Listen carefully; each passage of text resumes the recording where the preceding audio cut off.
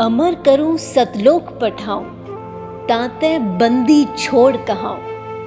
कर्म बंधनों से मुक्ति मिलने पर प्राणी मोक्ष को प्राप्त करता है। परमेश्वर कबीर जी की सत्य साधना से सर्व पाप कर्म नष्ट हो जाते हैं।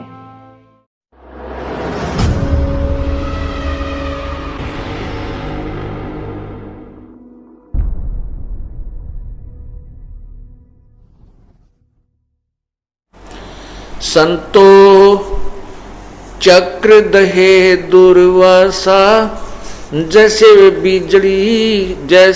बिजली कांसा। एक समय राजा अम्बरीश जी, सतयुग में राजा अम्बरीश साधना किया करते थे।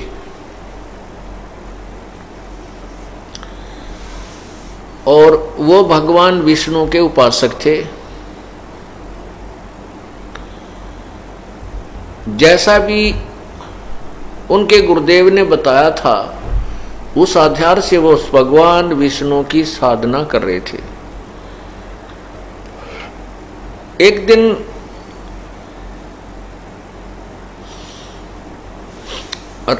ये राजा अम्बरीश गृहस्थी थे, बाल बच्चेदार थे, और दुर्वासा ऋषि जो थे वो बाल ब्रह्मचारी थे, और घर त्याग करके जंगल में इधर उधर भ्रमण किया करते थे। बहुत ज्यादा घोर तपस्या करके उसने सिद्धियां प्राप्त कर रखी थी। तो दुर्वासा जी ने अपनी साधना को सर्वोत्तम मान रखा था, जिस कारण से वो अन्य को वही साधना करने के लिए प्रेरित करता था। नहीं मानते थे तो उनको सजा देता था। एक दिन राजा अम्बरीश अपनी साधना कर रहा था, और उस दिन एकादशी का व्रत था। राजा अम्बरीश से व्रत नहीं रखता था, अपने अंजल के ऊपर संयम रखता था। वो क्या करता था, जैसे प्रथमा को अगर उसने 10 रोटी खानी है, जो प्रथम तिथि होती है जब महीना स्टार्ट होता है, उस दिन यदि वो एक दिन में 11 रोटी खाता है या 10 खाता है, तो द्वितीय को वो 9 खाता था, तृतीया को वो 8 खाता था। ऐसे एक रोटी कम करता करता, और एकादशी के दिन वो कुछ नहीं खाता था। अब वो व्रत वैसे तो भक्ति मार्ग में ऐसा नहीं है, लेकिन उसने अपनी सूझबूझ से, जैसे गुरुजी ने बताया, वो कर रहा था, और साथ में विष्णु जी की साधना भी करता था। एक दिन दुर्वासा जी राजा अम्बरीश के दरबार में पहुंच गए, और उस दिन एकादशी वाला दिन था, और राजा ने उस दिन आहार नहीं करना था। दुर्वासा जी वहां पहुंचे तो राजा ने दुर्वासा जी के लिए भोजन की प्रार्थना की कि आहार, आपका भोजन तैयार है।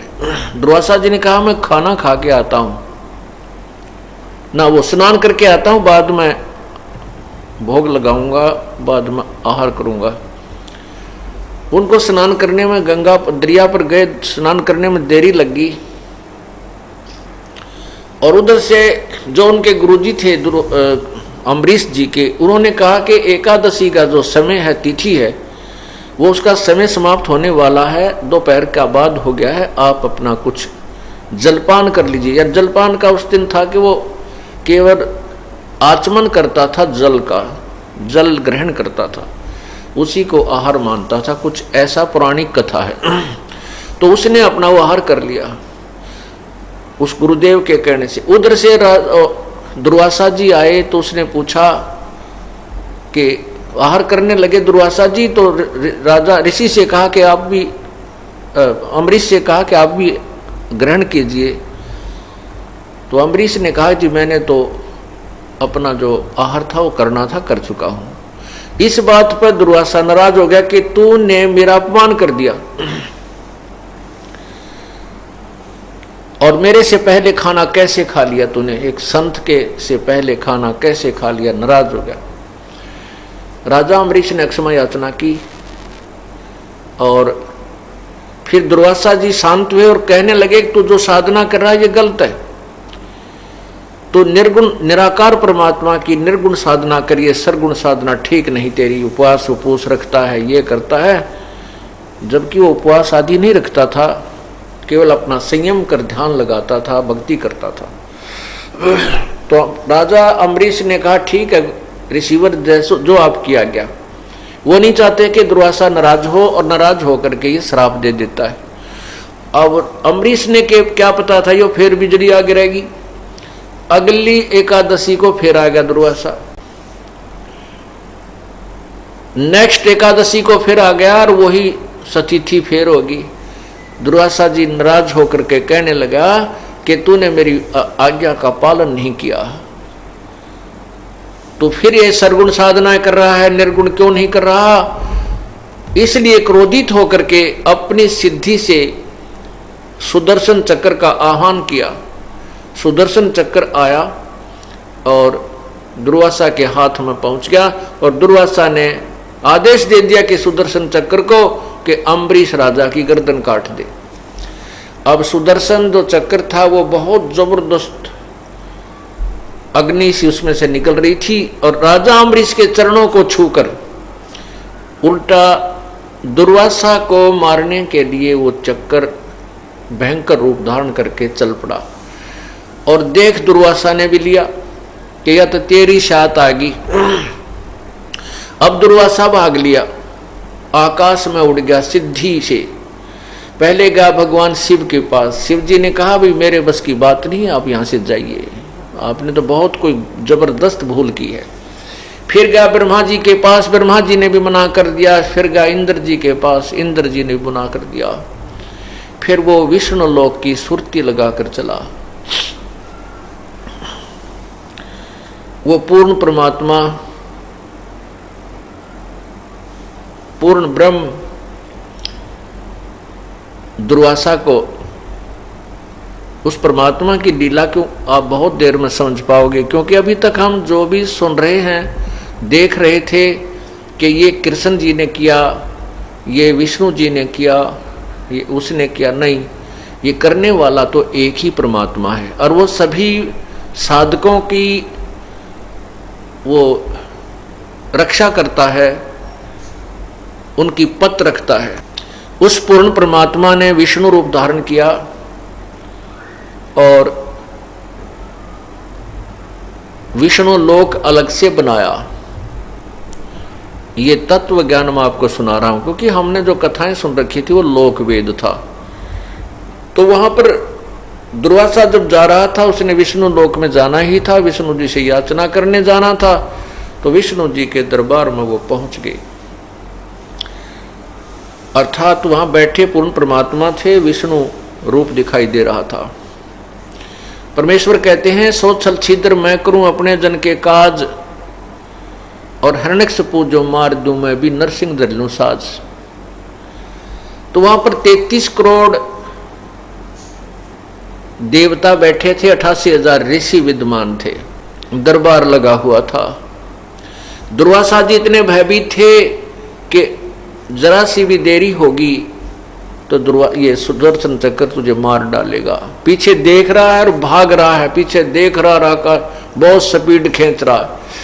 जब दरबार में बढ़ा तो एकदम सभी की दृष्टि पड़ी कि दुर्वासा जी की ये हालत कैसे होगी। ये तो बहुत जबरदस्त तोब है, इसके सामने तो सभी कांपते थे, आज ये कैसे डरकर भागा हुआ है। तो सामने देखा तो चक्र सुदर्शन भी उसके पीछे पीछे आ रहा है। पूर्ण परमात्मा विष्णु रूप में विद्यमान थे और उस पूर्ण परमात्मा के सामने सुदर्शन चक्र 10 कदम दूर यानी 50 फुट की दूरी पर ऐसे खड़ा हो गया और लपटें ऐसे निकल रही थी और दुर्वासा जी एक बार सुदर्शन चक्र को देख रहा था, दूसरी ओर विष्णु रूप में विराजमान परमात्मा को बंदगी कर रहा था, प्रार्थना कर रहा था कि मुझे बख्श दो।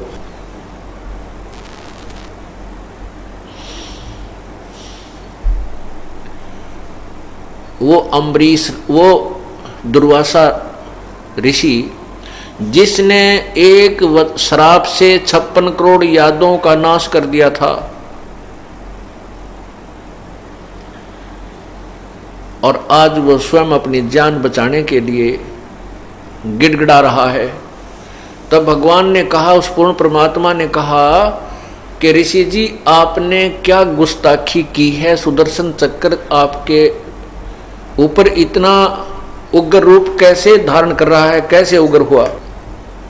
तब दुर्वासा जी ने सारी कहानी बताई कि मैं राजा अम्बरीश के दरबार में गया था और मैंने उनको कहा था कि आप ये साधना ना कीजिए, ये साधना ठीक नहीं है, आप निराकार परमात्मा की निर्गुण साधना कीजिए। और मैंने उनके ऊपर सुदर्शन चक्र छोड़ दिया क्रोध में आके। तो भगवान ने कहा कि ऋषि जी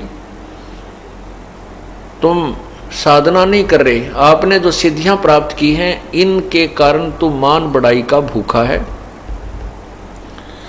और भक्ति मार्ग में जोर जबरदस्ती नहीं चलती। आपने उस महान आत्मा को, उस पुण्य आत्मा को नहीं डराना धमकाना चाहिए था। ये ज्ञान का मार्ग है, आप अपना ज्ञान दीजिए, उसको अच्छा लगे तो स्वीकार करेगा, नहीं अच्छा लगता तो नहीं करता। आपने जो बदतमीजी की है उसका परिणाम तुझे भोगना पड़ा है। अम्बरीश बहुत ही अच्छे भक्त हैं, उनके हृदय में दया है, विनम्रता है, अधीनी है, और तेरे अंदर ना दया है ना अधीनी है, और न ही तेरी भक्ति अम्बरीश जैसी है।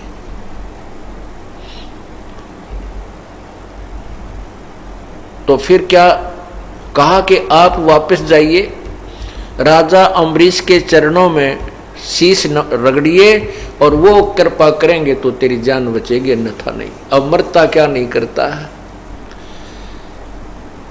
वो दुर्वासा जी भगवान का आदेश पा करके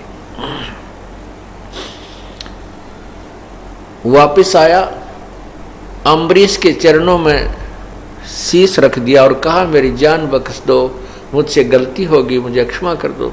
फिर भी वो महान आत्मा राजा अम्बरीश कहने लगा, हे रिसीवर मैंने कुछ नहीं किया, मैं तो आपका दास हूं, आपका किया हुआ ही आपको मिला है। और कहने लगे कि ये भक्ति का मार्ग है, इसमें अंडीपना नहीं चले, इसमें अधीनी चलेगी। आप अभिमान में बहुत चूर हो गए थे, परमात्मा ने तेरे इस अभिमान का नाश करने के लिए ये सब लीला की है। तो पुण्यात्मा अब विचार करना, हम कहाँ ले जाना चाहते हैं इस पूरी कहानी को,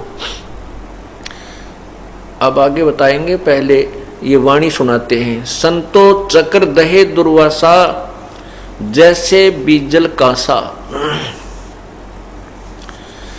अम्बरीक के द्वारे आए किया ज्ञान प्रकाशा, चक्र सुदर्शन चोट चलाई भई ऋषियन को त्रासा, तीन लोक में विचरत डोले मिटा न मन का सांसा, ऐसे ऋषि दिल बेदुन लागी जो जल दहा जीवासा, काल स्वरूप कलंदर देवा 56 कोट किए नासा, जादो वंश अंशनी राख्या जो जल बीच पतासा, अम्बरीक राजा राजधानी घोरे व्रत उपासा, जा पर चक्र चोट नहीं चाले पद में लिया निवासा, पूर्ण ब्रह्म कचैड़ी पहुंचे सुना दिग्विजरासा, मति के हीन दीन हो चालो तुम ऋषियन मान पियासा।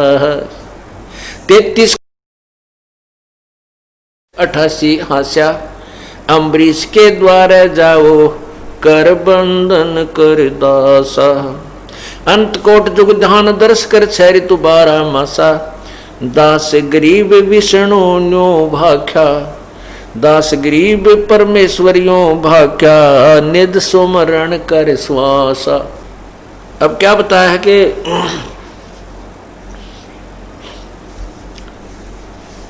पूर्ण ब्रह्म कचेड़ी पहुंचे,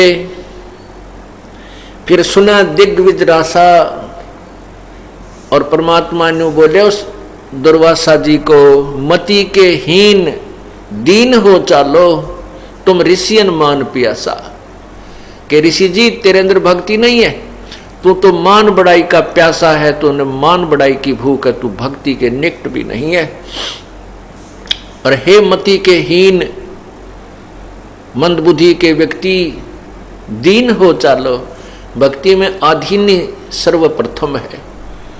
आधीनी के पास है ये पूर्ण ब्रह्म दयाल, मान बड़ाई मारियो बेअदबी सिर काले। फिर क्या बताते हैं कि 33 कोट जहां ऋषि बैठे, 33 कोट जहां देवा बैठे, 88 हास्या। 33 करोड़ देवता बैठे नजर आ रहे थे और 88,000 वो ऋषि।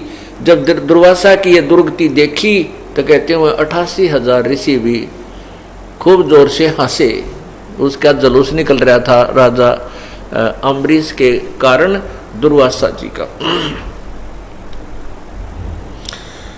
अम्बरीश के द्वारे जाओ कर बंधन कर दासा।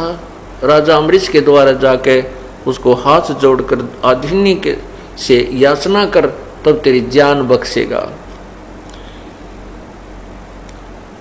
अंतकोट जुग ध्यान दर्श कर 6 ऋतु 12 मासा। कहते थे कितने युगांती तू साधना कर ले और कितने कठिन से कठिन भक्ति कर ले, लेकिन उस सत्य साधना के बिना तेरा छुटकारा नहीं। दास गरीब प्रभु यो भाख्या, ऐसे कहा निज सुमरण कर श्वासा। कि वो निज सुमरण यथार्थ भक्ति सत्य नाम का श्वासों के द्वारा सिमरण कर, जब तेरा कल्याण होगा। और नहीं तो कितने अनंत करोड़ युग तक तू भक्ति अन्य साधना करता रहे, तेरा मोक्ष नहीं है। अपने आत्मा अब यहां दुर्वासा जैसी तोब भी राजा अम्बरीश के दरबार में नतमस्तक हो गई। इससे सिद्ध है कि अम्बरीश राजा जो था वो विष्णु यहाँ के जो साधना है 3 लोक की, वो बहुत ही अच्छा साधक था। और फिर क्या होता है, अब तत्व ज्ञान इसका निर्णय करेगा। राजा अम्बरीश वो साधना करके सतयुग में, त्रेता युग में, उसमें फिर अपने स्वर्ग में गया, महास्वर्ग में गया, ब्रह्मलोक में गया, वहां सब साधनाएं अपनी खत्म करके विष्णु लोक आदि में वो फिर दोबारा जन्म को प्राप्त हुआ। वही राजा अम्बरीश त्रेता युग में राजा जनक हुए। और राजा जनक के रूप में जब वो थे तो सुखदेव जैसे ऋषि ने भी उनको गुरु धारण किया, गुरु बनाया। और तब सुखदेव ऋषि जी विष्णु लोक में पहुंचे, स्वर्ग प्राप्त हुआ। अब इस काल का कैसा भयंकर जाल है। अब वही राजा जनक अपने यहां साधना बहुत करता था, यज्ञ भी बहुत करता था, अपने पुण्य के परिणाम स्वरूप स्वर्ग पहुंचा, विष्णु जी के लोक पहुंच गया। वहां अपने पुण्यों को फिर खत्म करके वो कलयुग के अंदर श्री नानक जी रूप में अवतरित हुए, जन्म हुआ। और नानक जी के रूप में जब वही पुण्यात्मा राजा अम्बरीश वाली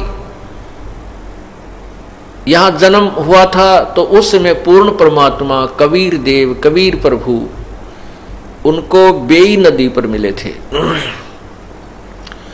और श्री नानक जी को नदी में डूबने का बहाना करके सतलोक लेकर गए थे। सचखंड में जाकर के उस वास्तविक प्रभु यानी अपने ही स्वरूप से परिचित कराया था। उसके बाद राजा अम्बरीश वाली वही आत्मा श्री नानक जी के रूप में प्रभु की शरण में आई और सत साधना की, सतनाम का जाप किया, तब उनका छुटकारा हुआ।